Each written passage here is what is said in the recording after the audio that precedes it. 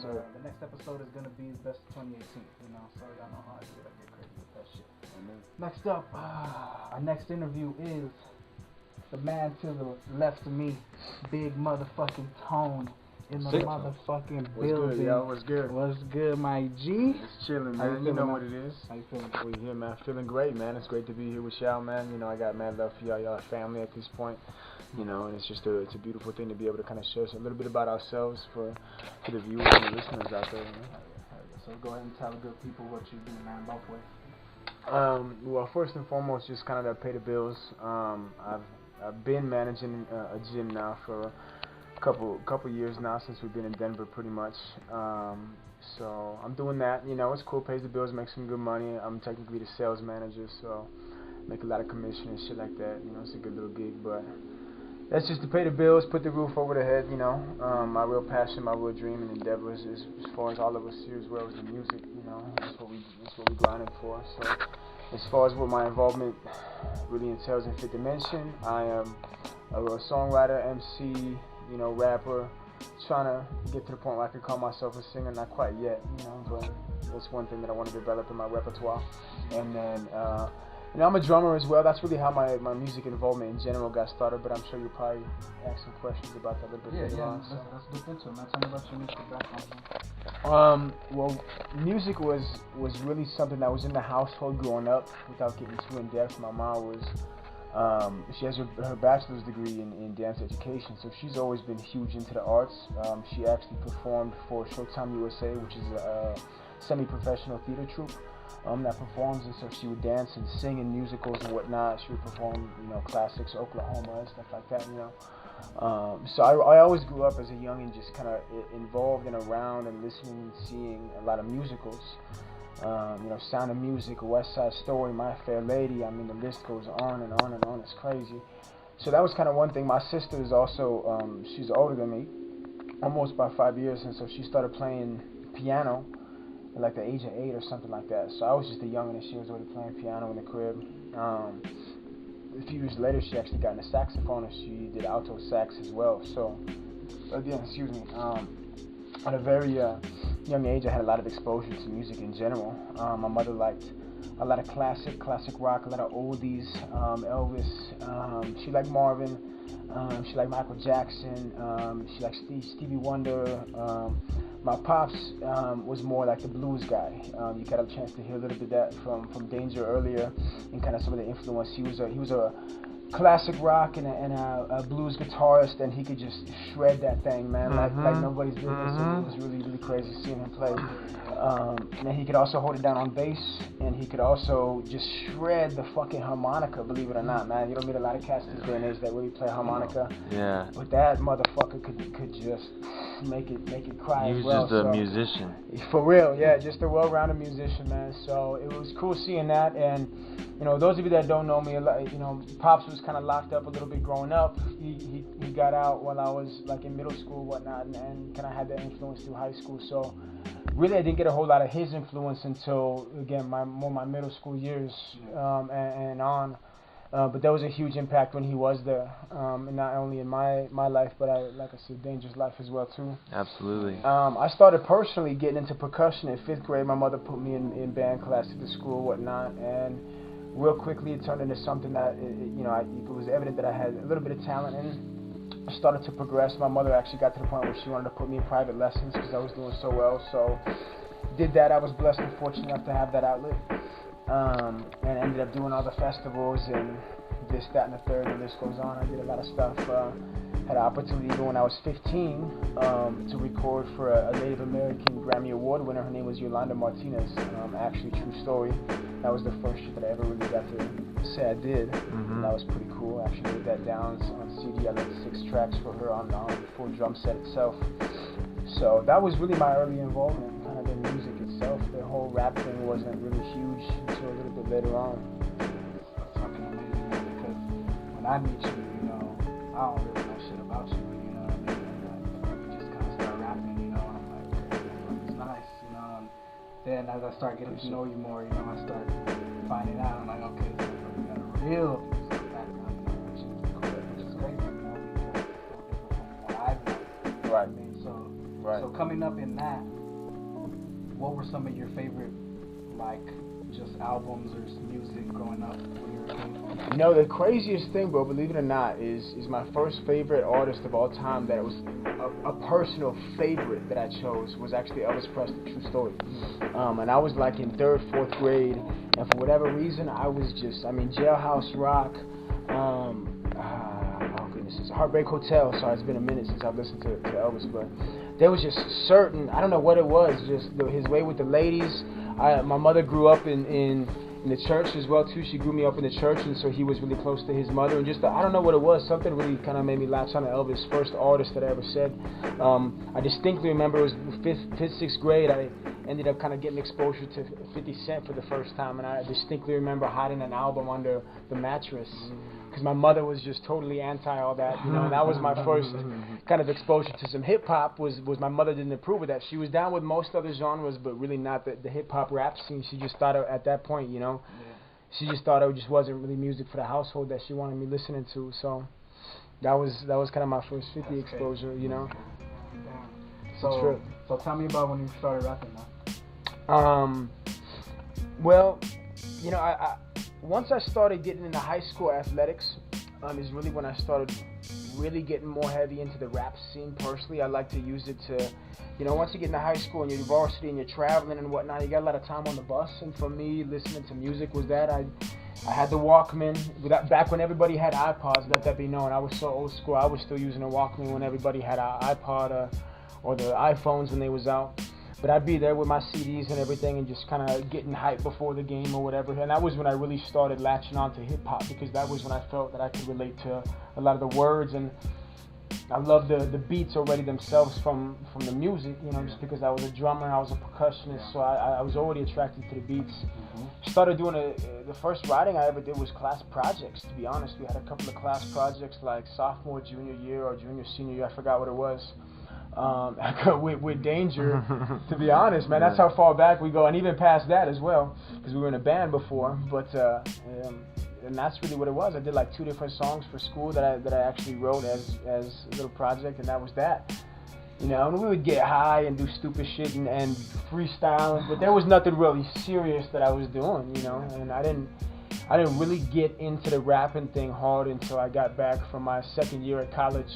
I came back home, and that was about 2015, like you mentioned earlier. You moved into Florida. Right? And that, well, I moved in 16. I moved in January like a year, 16, but you'd been back in Cruise for like a year. Yeah, so I mean, I just don't want to talk too much because I don't know how much time we got. I mean, really, it's like Andy with Danger started feeding me beats. You know, yo, there's this beat I want you to rap on, whatever. He had connected with Ian. I hadn't really known Ian that well. I met him a handful of times through our probably junior, senior year in high school as well too. Didn't really know him that well, wasn't connected, you know. And then in between coming home from breaks in my freshman, sophomore year at college, I ended up kind of getting a little bit more introduced to him. And by then he was just only making beats on an iPad. He had GarageBand, and he'll get into his story after this, you know. I don't want to take away from that, because that was an insane progression that was completely all self-taught. The dude's a wizard, you know. But I just think, you know, Andy would send me some shit, yo, check this out, but it was nothing really serious I had wrote. I would come back, we would just get stupid high and just try to freestyle, and that was really it, to be honest, until I actually moved back.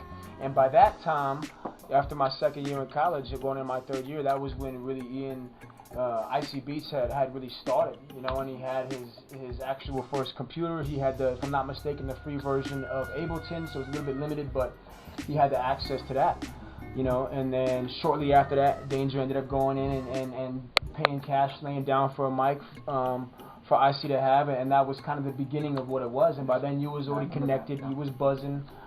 And I'm the competitive type. Those that know me know that I'm very competitive, so it was one of those things where it's like I met you and I met Grizz, and I was so influenced, and I was just so bought into everything about it, the style and how y'all were able to do that. And it was one of more of those things where it was like, hey, you know, if you can do that, I can do that type thing, is really what it was at first.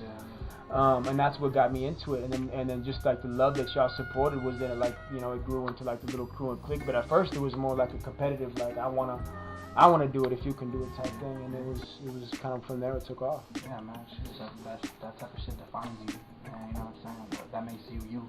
Yeah. You know, just dope to hear your story, you know, in depth. I found out a couple things I didn't really know either, man. Like, For sure, man. And there's more in there, but like, you know, that's Yeah. for later. That's for later Yeah. interviews. You know, I feel you. So tell me about when you found love of music. Because you said that you came up in the background, but did you really love it at that time, or was it just around you? That's a beautiful question, bro. To me, growing up and even still, I personally found my identity in two areas, and that was through music, and that was through athletics or sports of some sort, physical activity. Those two things were always my outlets and stress relievers, you know, where I could let go of frustration and anger and raw emotion, and it was also two areas in my life that I was very good at, and I got recognition, and who doesn't like recognition? And that's really what it was for me. So that's those two areas I had always latched onto, and they were always passions and loves. The thing was, though, is that I think that I was you know, young enough and still aware enough of both of the feelings I had for those areas, but I chose to push away the music, believe it or not, because of my love for sports. Because my mother was always for the arts, but she never really understood. I felt she never really understood my passion for the sports, and she never really bought into. I had a chip on my shoulder because I felt like she didn't really think I was going to be successful as an athlete type thing. Like, it, you know, it wasn't something that was realistic, but she thought I could be in the arts. And so almost out of spite type thing, I almost tried to push the music and just be like, I don't want to do that shit, you know what I'm saying? And I want to do the sports because that was really what I, at that time in my life, was super passionate about. And I don't think it was until after I had came back from my second year of college that I really started recognizing the love. Again, by high school varsity athletics, I was already in love with music in some type of way because that was my feeder into getting hype for my games, which that was my life, exactly. So they were really mutually connected. But when it was just music itself, not those two things intertwined, I think it was when I was coming back on into my junior year of college, because that was the first year I had taken off of athletics. And that was really when I had first exposure to, wow, somebody can actually create something from nothing. I had never really had that exposure. I was more accustomed to learning and recreating something that was already on paper that you read and then learned, maybe even memorized and performed. You know, I had never really had exposure to just where you can create something. That was a beautiful thing for me. So that's crazy. That's crazy. I would have never thought. You know what I mean? I'd have thought because it's so ingrained in you that you just loved it your whole life. You know what I mean? Yeah, you know, and like I said, I did in some type of way, but it was more like I literally made myself choose to love sports and physical activity more than the music, because that was also more the cool shit, you know what I'm saying? It wasn't cool to be a band geek, it wasn't cool to be a music nerd, it was cool to be the jock. The ladies fuck the jock, you know what I'm saying? Like, that's kind of what it was for me, and I'll be 100% honest, you know, and it wasn't until, for those that don't know, I can say it now shortly, it was like I took a year off of football. I thought football was done. I played in college those 2 years, and I came back in my junior year. I actually had off of any athletics, and that was the first time since I was age 3 I hadn't done an organized competitive sport. And so I had nothing else to latch on to outside of music, and that, in addition to being surrounded by what you guys already had going on, was just took off from there. Yeah, man, it's a beautiful thing, man, the way the world works, man. It's real dope because now we're here. Yeah, man, it's crazy. So before we end off, man, tell me about some of your favorite 2018 music. I hate that you're asking this question, man. I know. Because there was so much. That, but, hey, think about it for me, man. Think about all the shit I've listened to. No, I can't even imagine, bro. I can't even imagine. There was a lot of great music that was put out this year. There was a lot of great music that I was put on to this year, a lot by you as well. I know you've been a huge influence for really all of us. Yeah, every single one of us. Just how much you really appreciate all that is music and all that is the art of music, you know. So I learn from you, and I get exposure every single day just to different artists that blow me away. But Mona Lisa was off the top one of my favorite hip hop. Yes. That's the best put together I think I've heard Joel ever, and that was one of the best, I think, lyrical. I'm a lyrical fan, and storytelling as well. I think he really executed a couple stories. Really was a beautiful project. Yeah, man. More recently, you put me on heavy to really all of Griselda. You know, I had never really fucked with them heavy. I knew who Conway was, I knew who Westside was for a little bit just because you had put me on, but I never really did a lot of digging into Griselda until this year. Like a lot of people. Tana Talk. Oh, man. Benny. Amazing. Oh. Yeah, Benny's a butcher, dude. Wild, bro. That shit's nuts, man. That shit's nuts as well. Wow. I really liked, believe it or not, I really liked a lot of the Kanye projects that he produced earlier. I liked the Push project. I liked the Nasir project in particular. Didn't really get a chance to listen to Kissy Ghost or whatever it is with Kid Cudi. I heard it. I'm not a huge Cudi. It was decent. Got you. There's some joints. There's some joints. There's a couple good There's ones. even a joint on the Ye shit that I fucked with too, but Definitely. overall I didn't fuck with it. Got you. I love Tiana Taylor's project. That's on me shit. Yeah, man. There's just been a lot of music. I mean, Cole shit, Drake shit. Even I'm not even a huge Drake fan, but for me to say that I fuck with his project, for those that know me. Yeah, that whole first half was rocking for me. There was a couple of tracks that I could have done without, but there was, for the most part, that shit was very well put together, very well executed. So, I don't know, man. It's just, you know me. I listen to a lot of kind of new stuff to kind of catch up, but I still listen to.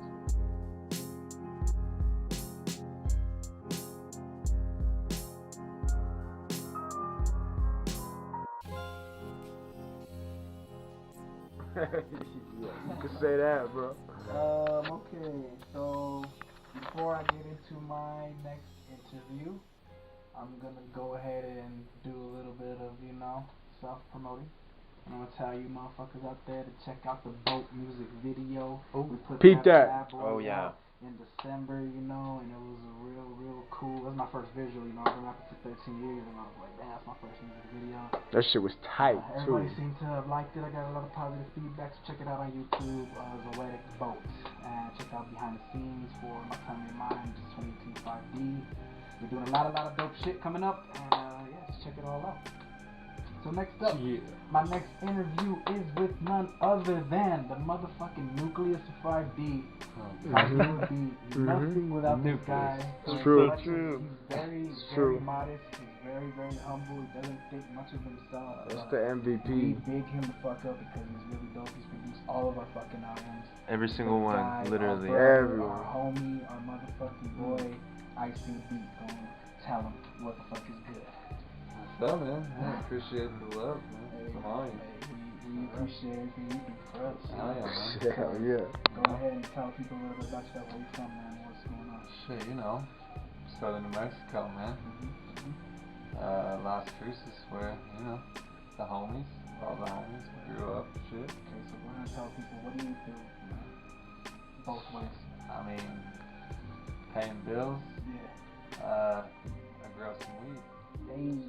I grow weed, man. Yeah. I work at a dispensary inside a grow. And, take care of plants, He's a boss. He's a motherfucking boss. Yeah, he be running that bitch. He's a supervisor bro, up here in Colorado. Yeah, Up at one of the biggest dispensary Shit. companies. This guy's a supervisor, making sure that weed is coming You out. wouldn't nice have and weed fucking, without him. nice and fucking gas for all you weed lovers. I contribute. I'm a contributor, man, to a large scale operation. Okay, so go ahead and tell people what you do regarding 5D. Start from scratch, go and get vinyl records, and get creative with samples, and then think of beats to put on them, and who would sound good on them. That's kind of how this started. I mean, he tries to say it's just production now. It's mastering, he does video. Yeah. He learned on my iPad.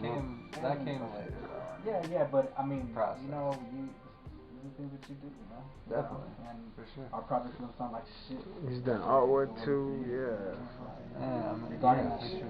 Nah, man. He has editing, photo editing and shit. Yeah, this dude's video editing. This dude's Mix and mastering all the projects, not on top of putting in time with sound us. engineering. Yeah. He on top of adding his own, little flair on the, like most of the bass lines nowadays are all. That's a good time. And, Yeah. I mean, started in 6th grade doing drums, percussion, just like tone, liked it a lot. I was not in love with music at all at that point, but I liked it a lot. 7th, 8th grade, and then my middle brother Sean was in high school band, marching band, and I just thought it was really cool, and you know, got into drums more and more and more. And I remember one homie showing me the Carter 3, and that's where it really snapped. And I was like, all right, this is fucking, you know. And I love music a lot. You know? I didn't love it at that point, but I enjoyed listening to like MF2 with my brother. You know, I mean, shit like that. But Lil Wayne, honestly, the Carter 3 was like the first time I was like, I want to like make music like this. I don't know why. I don't know. And it was production. It was production and the way he sounded. But you know, that's. I did not know that. Yeah, I didn't know that either, me and James were. I thought it was Blueprint. You always talk about Blueprint. Blueprint was big in my life too, but this was before I was driving. Freshman year. That changes when you got the whip. Oh, that's Yeah, that's a whole other avenue. From there, I learned about a lot more things. Got into a lot more. Sonically. Yes, but the first thing that made me like, damn, I enjoy what's going on in the beats. You know what I mean? Like something was Click. Yeah, and that's where me and James Mendieta, motherfucking man, we downloaded this weird app and made, I can't remember what beat it was, but we made like a remake of some random beat. It was a terrible remake. And then from there, like, we really didn't fuck with it that much. And then he got another, I don't know, Andy probably remembers this when we were fucking with like DM1. Yeah, that was my iPad. It was at Grover though, before. Yeah, James had that. And yeah, that's when we got it. The iPad, bro. Yeah, Ian started all his production, at least since I've known him. We moved in at 2013. It was, I think it was 2013. It was like August 2013. Ian and I moved in together, and I had an iPad, and he came up was like, download this app, DM1. Right, we yeah, had the DM1 GarageBand. Yeah, we could play them at the same time on the iPad, and that's really where, like, as far as me witnessing, Gator coming up, that's like where he had my iPad more than I did. Yeah. It Definitely. stayed with him for That's days where, sometimes. Yeah, definitely. And that was a big part of it too. That was a huge step because I was just fucking with James's computer at this point. You know what I mean? Like having a good time with him, not thinking anything of it entirely. But. Okay, that's interesting to hear, man. Shit, it's kind of crazy. Tell me about type of music your parents was playing in the crib. I mean, my dad was huge into like Led Zeppelin, all the classic rock, honestly, like the Doors, Beatles, Weird, Allman Brothers. He was just a typical dad music, I guess. Terrible. But yeah, he listens to some good music. He's got good taste. My mom is definitely more of like, she doesn't really have a music that she listens to, you know what I mean? I don't know. My mom just doesn't really, I don't know, she enjoys listening to music for sure, but I feel like high school band music or something like that. Okay. I mean, like she really has a passion for like listening to live music, anything live. She loves, yeah. I don't know, otherwise I feel like she plays maybe, if I had to guess her radio station, does she listen to maybe like 101 Gold or like all these That's a good station. That's like the best one back home. For those of y'all that don't know about Cruises, 98.7 like or the same like time. that. Yeah. Isn't that the Fox or something? 98.7 to Fox? 92.3, that's El Paso, all these stations. It's kind of the same as 101 Gold. Yeah, shout out, I guess. Yeah. Yeah, shout out to all those radio stations. Calming music, you know what I mean? Funny, man. That's dope, man. So you touched a little bit on the Carter 3 and the Blueprint. What were some other projects that kind of just like clicked for you and just like made you want to pursue music more other than that? Because I'm sure there was more digging you did after that. Yeah, definitely. I mean, from that point, it was just hanging out. I had so many friends that had so much influence in my music. You know what I mean? Like there were 15 homies at one point. They all had their own weird twist in their own music. You know what I mean? That's good to Yeah, definitely. It was a great time, man. And that's the best part about like growing up in Las Cruces when we did was there were so many homies in the group. You know what I mean? That we just grew up with. It was just interesting. We all stayed friends for so long, which is crazy too. Like, you know what I mean? I feel like that's very rare. It's a very rare occasion where this many people can hold that solid of a friendship. You know what I mean? Interesting. Yeah, you're right. But a lot of good friends. Man. I mean, shout out all the Las Seriously, Cruces yeah. homies, honestly. All of every single All one. the Las Yeah, Cruces yeah. homies, like a lot Love. of good people in Las Cruces. It's all love. Definitely. Well, what about some 2018 music? Now, what have you been bumping this last year? 'Cause Man. Well, I mean, first thing off the top of my head, Jameson Mhm. is just his album just really was a big influence, honestly, and recently in my music. You know what I mean? But my favorite. and that's 2018. purely because of you. You know what I mean? Mhm. So you showed me him a few years ago. I think at the Yeah. Sunset Grill. Yeah. For those Shouts out.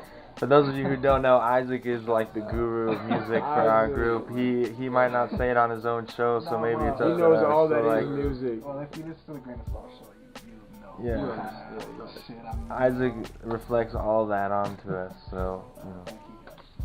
Appreciate all that. Also, Ian, sorry for interrupting your interview. I already interrupted earlier. Yeah, so we it's keep okay. it- I, keep can't- I it- couldn't keep my mouth fucking That's the shut. environment, man. That's the environment I want. So, what else? 2018 besides Jameson? I mean, that show was dope as fuck. That's what I wanted to mention Yeah. from that story. Oh yeah, But concert. that was really cool to see, you know. But let's see. I mean, Drake, Scorpion was really good. Who else dropped an album, man? Who else dropped an album? Joel Ortiz was really good. I mean, Dave East. But I've been bumping more earlier than was that 2015? No, it's 2016. was Kyrie Chanel. Yeah, that's definitely. He put out a joint with South Beats. That was good. He put out Karma 2 this year too, right? Right. And What Beloved. was that? You liked a couple joints on that Was shit. that 17 or? I don't know. Paranoia 2 was Paranoia 2 this 18 or was it 17? I think that was Paranoid 2 I was. thought Paranoia 1 was 17 and Paranoia 2 was I think it was this year. 18. So with the Damn. Well, either way, shout out to Dave East. I don't know if I can dropping music. Yeah. dropping music. Word, bro. Word, Yeah. bro. He been dropping. That's dope. That's dope. Yeah, man. So tell them about projects that you put out, projects you worked on, working on. Whew, I mean,